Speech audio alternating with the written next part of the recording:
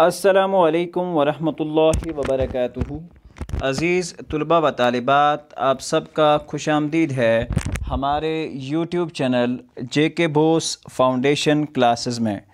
प्यारे बच्चों, आज हम जमात 8वीं उर्दू का सबक नंबर 19वां मेरा वतन पढ़ने जा रहे हैं।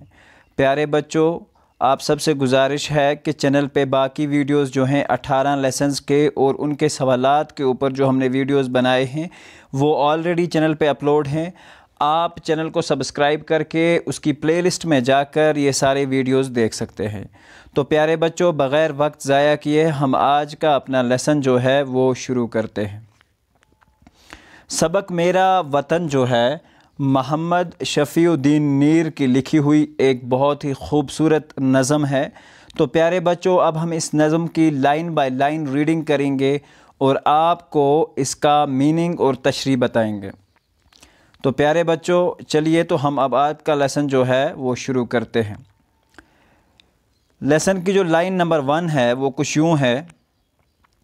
ये मेरा वतन है, ये मेरा वतन, वो चिड़ियाँ, वो तोता, वो मैना, वो मोर, वो कोयल, वो बुलबुल, वो कुमरी चकोर, वो झीलों की लहरें, वो दरिया का ज़ोर, वो झरनों का गिरना, वो पानी का शोर, वो सरसब्ज़ उसके पहाड़ और बन, ये मेरा वतन है, ये मेरा वतन।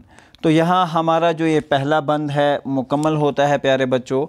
अब इसकी मीनिंग में शायर फरमाते हैं कि इस वतन में, जो इस शायर का वतन है, वतन के अंदर तरह तरह के खुशनुमा और खुश आवेज़ परिंदे हैं, जैसे चिड़िया, तोता, मैना, मोर, कोयल, बुलबुल, कुमरी और चकोर काबिले ज़िक्र हैं।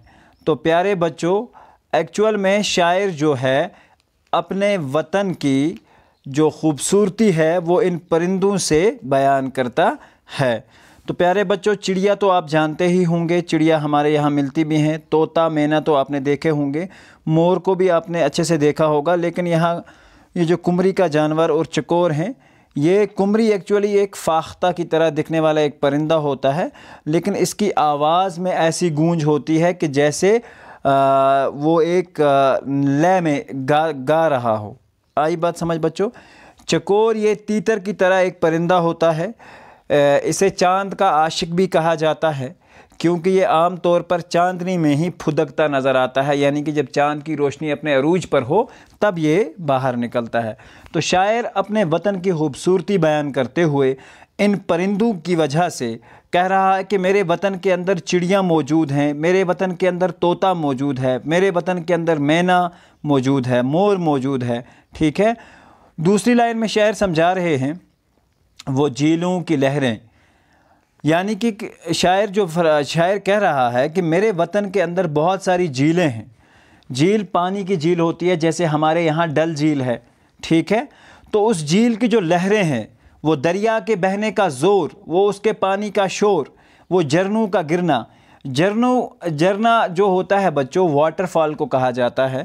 जब पानी किसी बहुत ऊंची जगह से ज़मीन पे गिरे तो उसकी आवाज़ जो होती है वो बहुत ही शोर होता है, उस आवाज़ में गरज होती है उस आवाज़ में।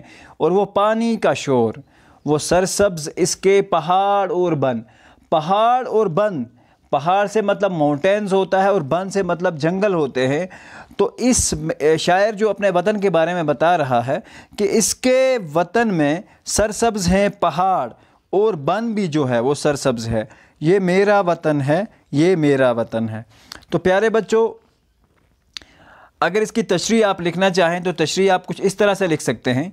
शायर नज़म के पहले बंद में अपने वतन की तारीफ़ करते हुए कहते हैं कि इस वतन में तरह तरह के खुशनुमा और खुश आवेज़ परिंदे हैं, जिनमें चिड़िया, तोता, मैना, मोर, कोयल, बुलबुल, कुमरी और चकोर काबिल ज़िक्र हैं। इसके अलावा वतन में झीलें, झरने और दरिया है, जिनके पानी का तरन्नुम इंसान के दिल व ज़हन को खुशी बख्शता है। ठीक है। وطن کے سرسبز جنگل اور پہاڑ بھی دل کو لبھاتے ہیں اور ان کے بے شمار فائدے ہیں۔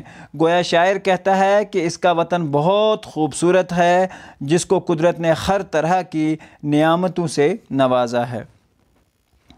اب چلتے ہیں ہم شعر نمبر 2 پہ، اور بند جو ہے اس کا دوسرا والا اس پہ۔ وہ غلے، وہ میوے، وہ ترکاریاں، وہ خوش رنگ پھولوں کی گلکاریاں، وہ سرسبز باغوں کی پھلواریاں،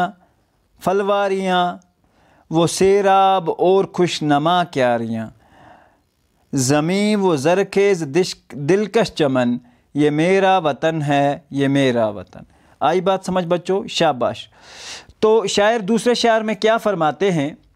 اس بند میں شاعر موجودہ جو اور نعمتیں ہیں، یعنی کہ اور جو نعمتیں اس کے وطن میں پائی جاتی ہیں، ان کے بارے میں کہتے ہوئے فرماتے ہیں کہ میرے وطن میں طرح طرح کے اناج، غلے سے مراد اناج ہوتا ہے، ٹھیک ہے بچوں، فوڈ وغیرہ جیسے چاول ہو گیا، گندم ہو گیا، یہ ساری چیزیں۔ میوے سے مراد فروٹس ہوتے ہیں، جیسے ہمارے یہاں ایپلز ہوتے ہیں، پیئرز ہوتے ہیں، اور بھی بہت طرح کے جو میوے ہیں وہ یہاں ملتے ہیں۔ اور وہ ترکاریوں سے مراد سبزیاں ہوتا ہے بچوں۔ آئی بات سمجھ؟ ترکاریوں سے مراد سبزیاں ہوتا ہے، شاباش۔ وہ سرسبز باغوں کی پھلواریاں آپ نے دیکھی ہوں گی نا، وہ کانٹے دار ہوتی ہیں اور اس کے اوپر اچھے اچھے پھول بھی کھل سکتے ہیں، جیسے گلاب کے پھول کی پھلواریاں ہوتی ہیں، جھنڈ سے ایک جگہ میں ہوتی ہیں۔ وہ سیراب اور خوش نما کیاریاں، آئی بات سمجھ؟ وہ سیراب ہوتا ہے پانی سے بھرا ہوا یا پانی سے بھرپور سینچا ہوا، جس میں بہت زیادہ پانی ہو، ٹھیک ہے۔ کیاریاں ہوتی ہیں یہاں زمینوں سے مراد ہے، وہ پانی سے بھری ہوئی کیاریاں، زمینیں جو ہیں یہاں کی پانی سے بھری ہوئی ہیں۔ اور اگلی لائن جو ہے اس کی، اس میں شاعر فرماتا ہے زمینیں وہ زرخیز دلکش چمن، یہ میرا وطن ہے، یہ میرا وطن۔ زمینیں جو ہیں یہاں کی زرخیز ہیں، زرخیز ہوتی ہے کہ یعنی کہ جس میں سے اصل اور اچھی جو ہے فصل اگ سکے۔ آئی بات سمجھ بچوں؟ دلکش چمن، یہ میرا وطن ہے، یہ میرا وطن۔ شاعر کہہ رہا ہے کہ یہ میرا وطن ہے، یہی تو ہے میرا وطن۔ آئی بات سمجھ بچوں؟ شاباش۔ تو اگر اس بند کی آپ تشریح لکھنا چاہیں تو کچھ اس طرح سے لکھ سکتے ہیں۔ اس بند میں شاعر محمد شفیع الدین نیر فرماتے ہیں کہ میرے وطن میں طرح طرح کے اناج اور میوے اور سبزیاں اگتی ہیں، طرح طرح کے پھول کھلتے ہیں، وطن میں سرسبز باغوں اور چھوٹے بڑے کھیتوں سے لہلہاتا ہے، یہاں کی زمین زرخیز ہے، گویا میرا وطن جنت کی طرح خوبصورت اور دولت سے مالا مال ہے۔ آئی بات سمجھ بچوں؟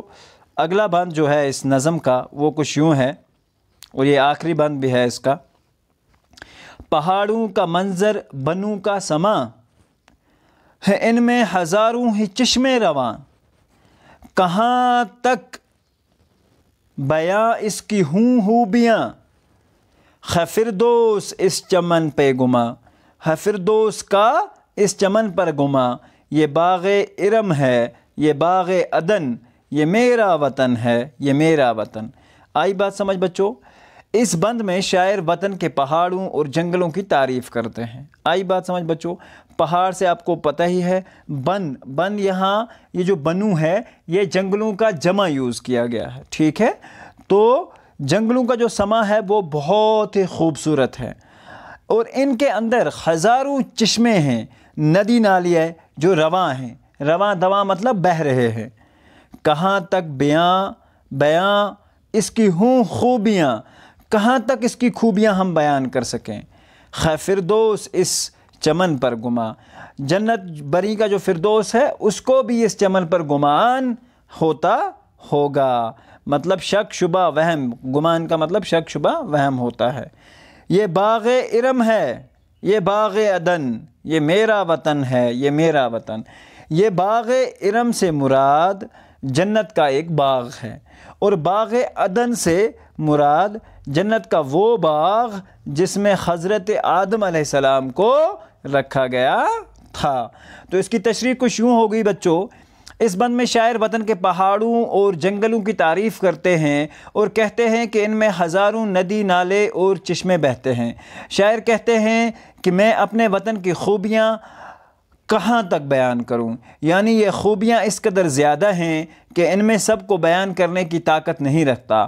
وہ مختصر اپنے وطن کے بارے میں کہتا ہے کہ اسے دیکھ کر جنت کا گمان ہوتا ہے، ٹھیک ہے، یعنی کہ اسے دیکھ کے ہمیں لگتا ہے کہ یہ جنت تو یہی ہے، ٹھیک ہے، یہ واقعی جنت سے کم نہیں ہے اور ہر طرح کی خوبیوں سے مالا مال ہے۔ تو پیارے بچوں، یہاں پہ دو لفظ جو ہے عجیب ہیں، جو نئے آئے ہیں۔ باغ ارم سے مراد جنت کا ایک باغ ہوتا ہے، اور باغ عدن سے مراد وہ جنت کا باغ جس میں حضرت آدم علیہ السلام کو رکھا گیا ہے۔ تو پیارے بچوں، آج کا ویڈیو ہمارا ہوتا ہے مکمل، لیکن ویڈیو کو ختم کرنے سے پہلے اس لیسن کے کچھ جو الفاظ مانے ہیں وہ ہم ایک بار دیکھ لیتے ہیں۔ تو پیارے بچوں، قمری جو اس میں ایک لفظ آیا تھا، فاختہ کی طرح کا ایک پرندہ ہوتا ہے، اس کی آواز بہت گونجدار ہوتی ہے۔ چکور جو ہوتا ہے تیتر کی طرح ایک پرندہ ہوتا ہے، یہ چاند کا عاشق بھی کہتے ہیں کیونکہ چاند کی روشنی میں باہر نکلتا ہے۔ بن کا مطلب جنگل ہوتا ہے، سرسبز مطلب ہرا بھرا تر و تازہ جنگل، غلہ مطلب اناج، میوے مطلب خشک پھل بادام وغیرہ، ترکاریاں سے مراد سبزیاں ہیں، گلکاریوں سے مراد نقاشی کرنا، ٹھیک ہے، گل بوٹے بنانا، پھول تراشنا، سیراب پانی سے بھرا ہوا تر و تازہ، زرخیز سے مطلب وہ زمین جہاں پیداوار زیادہ ہوتی ہو، چشمے سے مراد زمین سے ابلتا ہوا، زمین کے اندر سے آنے والا پانی، رواں مطلب بہتا ہوا، فردوس جنت بہشت کے لیے استعمال ہوا، بہشت کے لیے استعمال ہوا ہے، گما مطلب شک شبہ وہم، دلکش ہوتا ہے جو دل کو پسند آئے۔ باغ ارم سے مراد جنت کا باغ ہے، اور باغ عدن سے مراد جنت کا وہ باغ جس میں حضرت آدم علیہ السلام کو رکھا گیا تھا۔ تو پیارے بچوں، ہم امید کرتے ہیں کہ آج کا جو ہمارا ٹاپک تھا آپ کو سمجھ آیا ہوگا۔ پیارے بچوں، ہم بڑی کوشش کرتے ہیں کہ آپ کو اچھے سے سمجھا سکیں۔ اب ہم سے جتنا ہو سکتا ہے وہ تو ہم کوشش کرتے ہیں، باقی اگر ہم پھر بھی کوئی پرابلم رہ جاتی ہے، کوئی چیز سمجھ نہیں آتی ہے تو آپ کمنٹس میں ہم سے پوچھ سکتے ہیں، اور ساتھ ساتھ میں ہمارے چینل کو اپنے دوستوں میں شیئر کریں تاکہ ہر ایک کو اس سے فائدہ حاصل ہو سکے۔